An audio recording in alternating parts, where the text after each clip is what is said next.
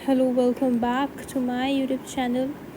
हमारा पहला क्वेश्चन है for this video that a ball is thrown vertically upward.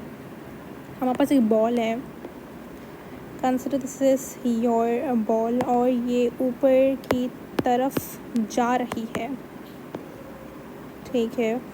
और जैसे ही ये ऊपर जाती है, क्या चीज़ें इसमें से करेक्ट होंगी अगर हम एयर रेजिस्टेंस को ज़ीरो कर दें या एयर रेजिस्टेंस को निगलेक्ट कर दें। तो हमारे पास ये जब बॉल ऊपर जाएगी और जिस तरफ जैसे ये उठ रही होगी, ठीक है, जैसे आप उसको फेंक रहे होंगे, जैसे ये उठ रही होगी, एज इट राइजेस, इसके अंदर क्या चीज़ें सही होंगी। Let's see the acceleration increases. पहला ऑप्शन ये है। पर I want to ask that why would acceleration increase. पहले तो उन्होंने बोला कि एयर रेजिस्टेंस जो है वो तो निगलेक्ट करना है, ठीक है। तो एक्सेलरेशन तो हर जगह अर्थ पे कांस्टेंट ही रहती है, विच इज़ ये बेसिकली ग्रेविटी की बात हो रही है, because gravity is an acceleration जो होती है 9.8 मीटर पर सेकेंड स्क्वायर। तो ये तो गलत हुआ। सेकेंड है द वेलोसिटी इंक्रीजेस, ठीक है। Why would the velocity increase, क्योंकि आपको एक बात पता हो, जैसे राइज हो रहा है, जब वो ऊपर पहुंच जाएगा एक पॉइंट पे, तो उसकी जो वेलोसिटी वो ज़ीरो होगी। तो मतलब इसकी वेलोसिटी ज़ीरो हो रही है, इसका मतलब वेलोसिटी बढ़ नहीं रही बल्कि कम हो रही है। तो ये भी गलत ऑप्शन है, ठीक है। थर्ड ऑप्शन है वेलोसिटी डिक्रीजेस, ठीक है, दिस इज़ करेक्ट। नेक्स्ट है but acceleration remains constant, and this is also think correct कि एक्सेलरेशन तो कांस्टेंट ही है, एक्सेलरेशन चेंज नहीं हो रही। तो ये हमें एक बात सही लगी, but let's look into the option D as well. वो क्या कहता है, both velocity and acceleration decrease. नहीं, ऐसा नहीं है, वेलोसिटी कम हो रही है लेकिन एक्सेलरेशन क्या है, कांस्टेंट ही है। हमने वो बात अभी देखी, ठीक है। तो इसका जो करेक्ट ऑप्शन होगा that would be C. Alright, इसकी ये रही इसकी एक्सप्लेनेशन भी।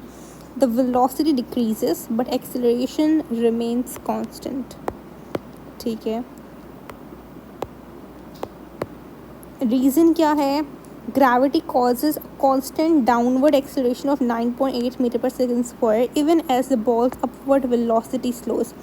जैसे जैसे बॉल ऊपर जाएगा तो उसकी वेलोसिटी जो है वो ज़ीरो हो जाएगी, सॉरी स्लो हो जाएगी, बिकॉज ऊपर जाके एक ऐसा पॉइंट आता है जहाँ पर इसकी वेलोसिटी ज़ीरो होनी होती है, ठीक है। अगर आपने ये चैप्टर फोर्स इन मोशन बहुत अच्छे से पढ़ा है तो you know this concept, okay. So I hope this MCQ is clear.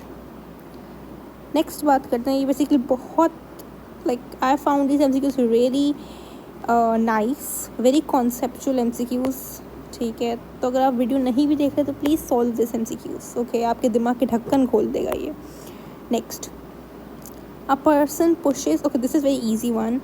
A person pushes a wall but the wall doesn't move, which statement is scientifically correct. एक wall है, ठीक है, और एक आदमी है, दिस इज द वॉल, और एक आदमी है जो उसको धक्का लगा रहा है वॉल को, ठीक है। अगर मैं देखूँ वॉल को धक्का लगा रहा है मतलब वो फोर्स लगा रहा होगा, क्या ये वॉल मूव करेगी? नो। क्यों मूव नहीं करेगी? बिकॉज वॉल कौन सा, आप you can not move a wall, okay. आपके इतनी फोर्स नहीं है, तो फोर्स तो लग रही है लेकिन डिस्प्लेसमेंट कवर नहीं हो रही, ठीक है। मैं बात बता दूँ, एक कॉन्सेप्ट हमारे पास वर्क होता है। वर्क क्या होता है? Force into displacement. फोर्स लग रही है और डिस्प्लेसमेंट भी कवर हो तो हम बोलते हैं वर्क होगा। अगर डिस्प्लेसमेंट कवर नहीं हो रही, ठीक है, इसका मतलब है आपका वर्क भी नहीं हो रहा। तो यहाँ पे भी वर्क नहीं हो रहा, work is zero here. Why? Because displacement is zero, ठीक है। मैंने आपको कॉन्सेप्ट बता दिया। अब हम ऑप्शंस पढ़ते हैं। No force is applied, no force is applied, ठीक है।